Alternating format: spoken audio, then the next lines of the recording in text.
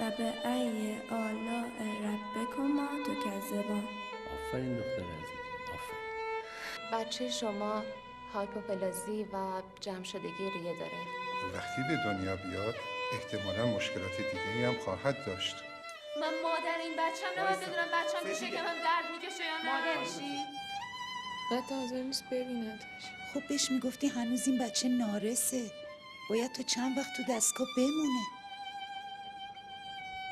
والا طلاقت میدم.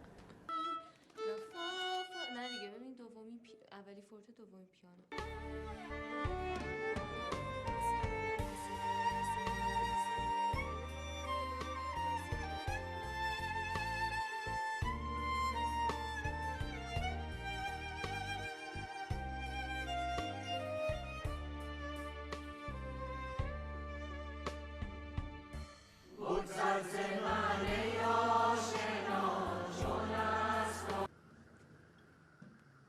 دو سه چهار پنج شش رسیر دولا دوسی فاصله راسی دو رسیر دولا فاصل دو سه چهار پنج شش رسیر دولا.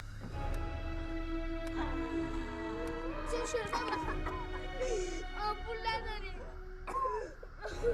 من بلد نیستم.